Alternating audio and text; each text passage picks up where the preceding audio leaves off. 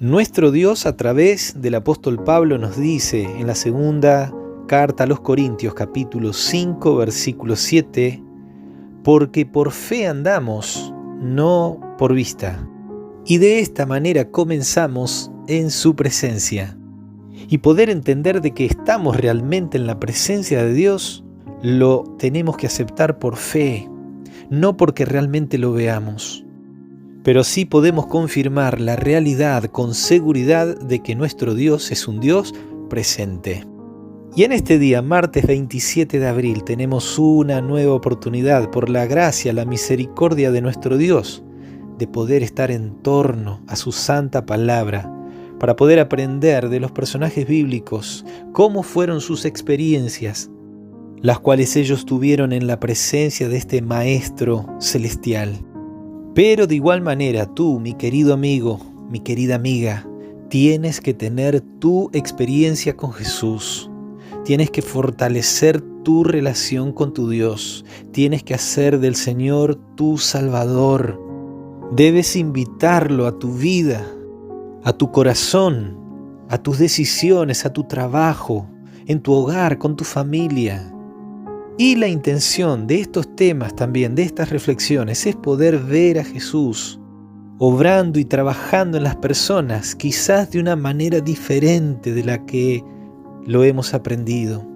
Ayer, por ejemplo, vimos a Jesús con la mujer samaritana, dándole prioridad a las necesidades de las personas por encima de la teología y de la doctrina. No restó importancia a Jesús a esas cosas, pero sí Jesús vino para poner las cosas en su lugar. Y en el relato de hoy también, en el libro de Juan, capítulo 4, tenemos otro encuentro con Jesús y nuestro personaje bíblico es un oficial de un rey. No se menciona nombre, pero para Dios, para el cielo, cada persona es importante.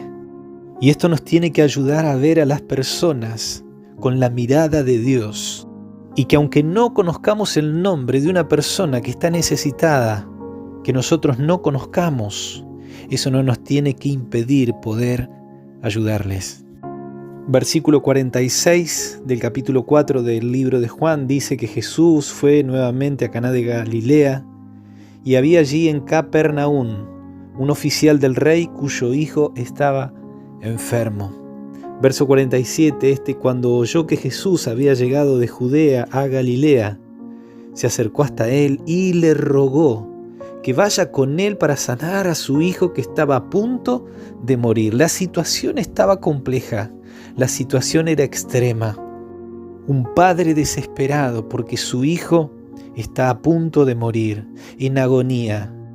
El tiempo era vital, las horas transcurrían y pocas le quedaban. Y este padre angustiado, desesperado, buscó todas las oportunidades de salvar a su hijo, hasta que escuchó por allí que Jesús había llegado a Galilea. Y este padre vio en esa oportunidad quizás la única, la última oportunidad que tenía su hijo.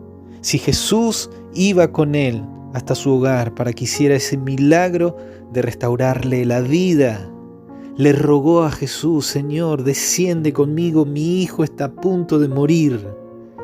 Pero en el verso 48 Jesús le dice: si no viereis señales y prodigios, no creeréis. Y podemos pensar que cuando Jesús hizo esa declaración se hizo un silencio.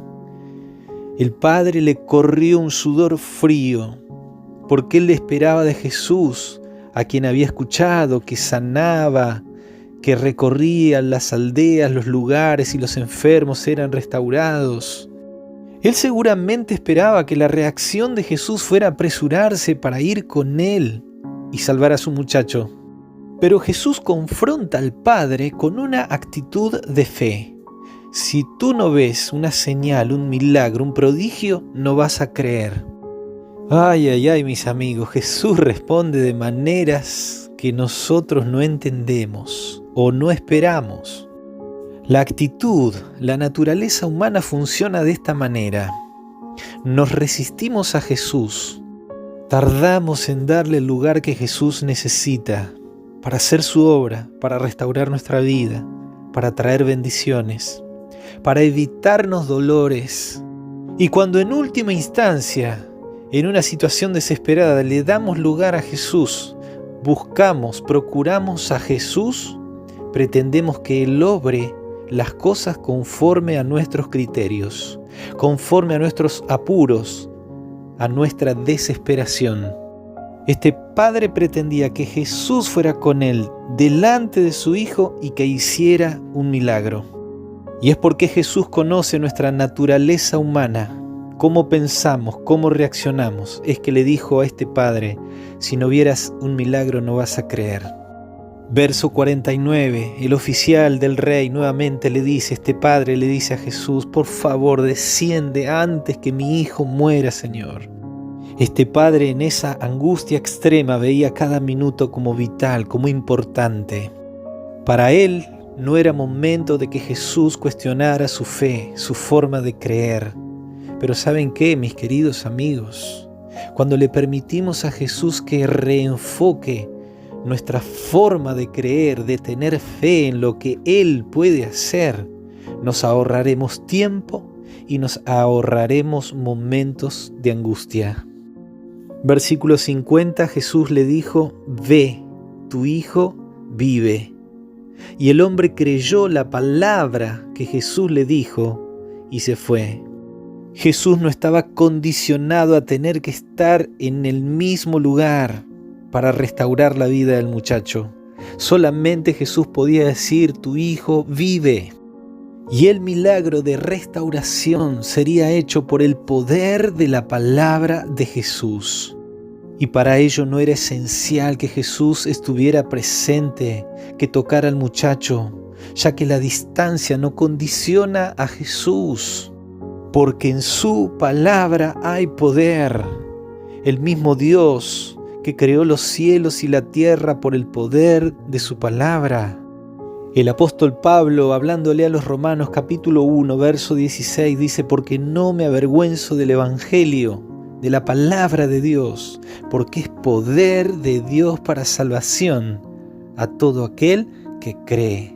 El que cree en la palabra va a recibir el poder de Dios.